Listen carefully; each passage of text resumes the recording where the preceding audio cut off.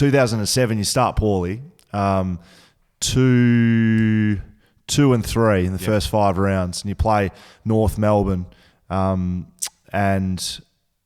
I was at that game. I was standing up on the standing area up the back.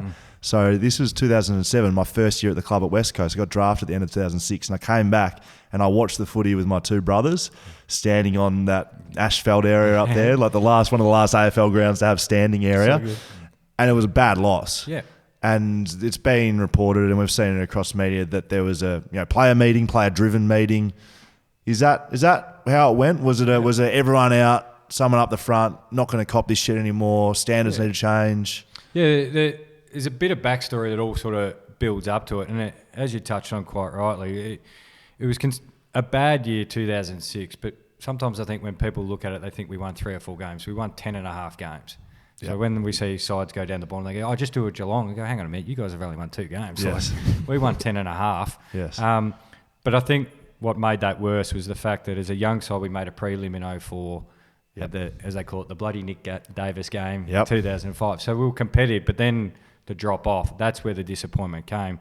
Of course, as you mentioned, there was a big review. Bomber stays in place, and it was almost a newer and refreshed Bomber and coaching panels.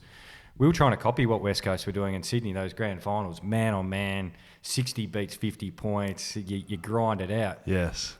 But our talent didn't lie in that. It was attacking, aggressive players, and I think Bomber thought, well, if they're going to sack me, they might as well sack me playing the way I actually want to coach, and that's that fast ball movement sort of stuff. And we trained it all summer, started to look good, and then you have a couple of losses. And then, as you mentioned, that North Melbourne loss was a bad loss because we were expected to win again. And, the Geelong fans, here we go again. We've been through the 90s, losing grand finals, and we back down, we're rebuilding. And as you mentioned, there's players sitting around after that game, and it was Bomber started off and he goes, well, I'm probably going to be sacked, and probably half of you are going to probably cop it in the neck as well if we keep going this way. What do you want to do? Are we all doubling down and going with this game style that we worked out over summer, which is fast play on handball? Or do we revert back to our age-old ways and we look after ourselves and just grind out? One-on-one defence. Yeah, and we just have another so-so season.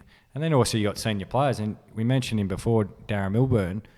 He wasn't that old, but he goes, look, I don't have long in the game and I want to win. So let's go for it. And then it all flowed off the back of that, and we came out the next week and beat Richmond by about 1,000 the next week at Marvel Stadium. And, winning, I think a lot of people think losing is a big motivating factor, but winning can be just as big. And when you celebrate that winning and playing a certain way, I think we just launched off the back of that. And the confidence associated with it, like it's mental. As much as, okay, you had a game plan, you're going to attack and you're going to do all this, you still got to do it, but you still got to believe you can do it, right? Yeah, you got to see it works. Yeah. You're like, it actually works. Like, hang on, we just kicked 20, 30 goals in a game. Oh, this can work. Yeah. So 2007, you win the Brownlow. Yeah. So it's a pretty good year. But it doesn't start, people think, Brownlow, Norm Smith, grand final, premiership. How good's that? Yeah. First Brownlow I went to. I've been to... Forget to go to it, you may as well win it. Went with a former Geelong College student, actually, Tim Kellen. He was my date. I remember. So you'd seen the light by this stage. You've moved over from the St Joey's glory days. If you can't, you got to fake it until you make it. So hang around some high class Geelong, not working class Bell Park. But we went in his old bomb and pulled up, and there's beautiful cars, and I'm seeing like Mark Rasciuto, all guys I'd admired and loved, previous Brownlow winners, all there. And we're in this old shitty car, and you're at the valet of Crown. They're like, "What the hell's that?" And like, it's almost like a Dumb and Dumber moment. Like, park that. What was it? What sort of car was it? It was like a red Cortina thing. But I wanted to get a vote, like going to your first Brownlow. I knew I had a pretty good year. I was equal favourite for a lot of it, but my appendix burst and I missed the last 2 games of the year. So I thought, if I'm in it, I don't want to miss because of an appendix and things like that. So that was always in the back of my mind. But as the night unfolded, I polled 3 votes before my appendix burst and they couldn't catch me. So I got to sit and watch the last 2 rounds. So you'd won? I'd already won the Brownlow. Really? But I'm sort of... You weren't drinking either because grand final. But it was almost... a Ricky Bobby moment. Like, I didn't know what to do with my hands. because all the cameras are on you, and like I'm like, oh shit, and Bruce in his voice, you've won it, Jimmy. After round 20, I'm like, what? What do I do? Like all of a sudden I'm itchy, like I've got to do something now. And then 2 rounds go by. Adam Goods, who I knew, we had the same manager, ripping fella.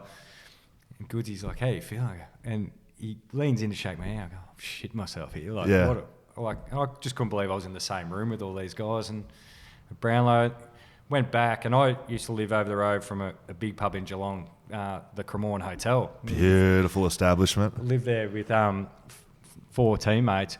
But everyone over the road, because we were always over there, they were Polacks at the Cremorne, and they completely covered the house. They'd like stolen like the gumball machine. They'd put it all on the front. And as we come back, Tim's like, "We can't stay here tonight." So we went down. His family lived in Bowenheads and spent the night down there. So you've gone down in the red Cortina with Tim Callan.